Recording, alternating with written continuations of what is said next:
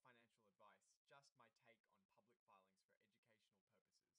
The company just brought in new money through a convertible note, and the terms suggest they might be facing some pressure. This is essentially a report that companies file when big important things happen that shareholders need to know about right away. Think of it like a company's urgent bulletin board. The big event we're talking about happened on the 30th of June, even though the report is coming out later in July. This is VSEEW Health Incorporated, a company that you might know by its stock ticker VSEEW or VSEEW for their warrants. They have common stock, which is pretty standard for any publicly traded company. They also have warrants, which are like options that give someone the right to buy their stock at a specific price. In this case, it is $11.5 per share. This section tells us about a significant deal the company has made. The main story here is a financing deal involving a company called Labrys. They've entered into an agreement where VSEEW Health has issued a convertible promissory note.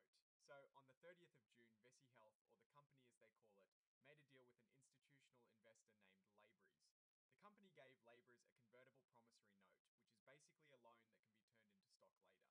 This loan is for $336,000, but $36,000 of that is an original issue discount, meaning the actual cash they received might be less than the full amount, or it is factored into the terms.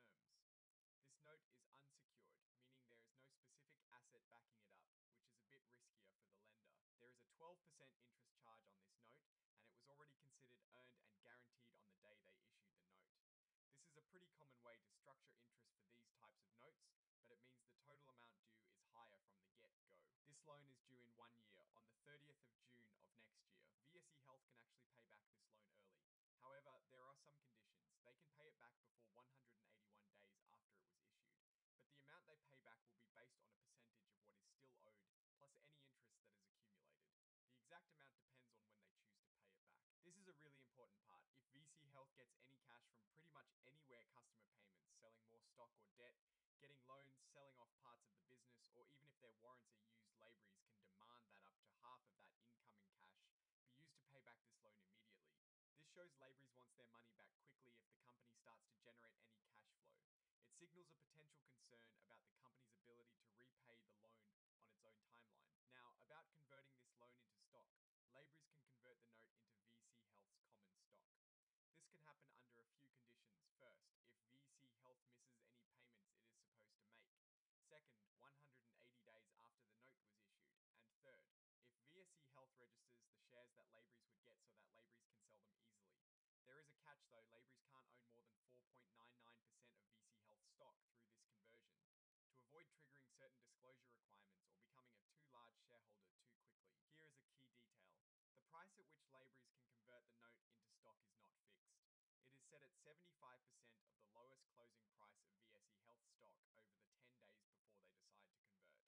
This is often called a discounted conversion price. It means Labrys is getting a discount on the stock they received.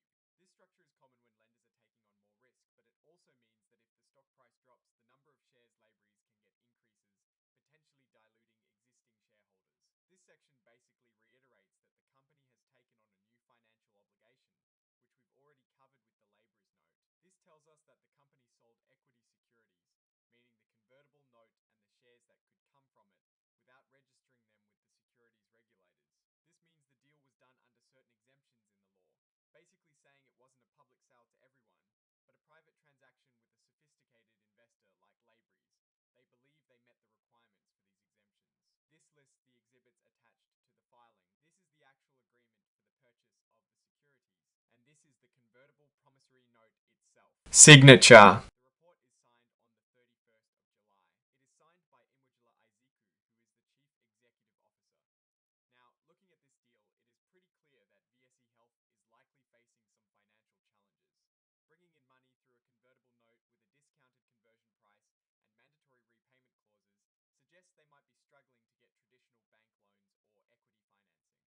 The fact that Labrys can demand repayment from incoming cash shows they are trying to protect their investment.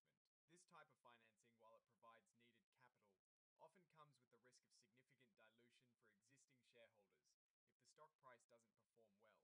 We've seen this pattern before with companies in similar situations, where a discounted convertible note can lead to a downward spiral in the stock price as more shares are issued to cover the debt. The recent news about VSEEW Health seeking approval for a reverse stock split and past issues with NASDAQ listing requirements further did a 1-for-20 reverse split in 2021. Holders saw roughly a 40% additional drawdown over the following 90 days. A $1,000 position there became about $600. This VC Health deal suggests they need cash urgently, and the terms reflect that urgency. The risk I'm watching is how much this convertible note will dilute existing shareholders if the stock price stays low. What I'm actually looking for is a clear path to profitability that doesn't rely heavily on these types of financing. Oh, and the research tools I actually use are linked in the description. They help keep this channel going. That is my take. Stay decoded. If this analysis was valuable, hitting that like button really helps, and subscribe for more deep dives. Check out the Discord in the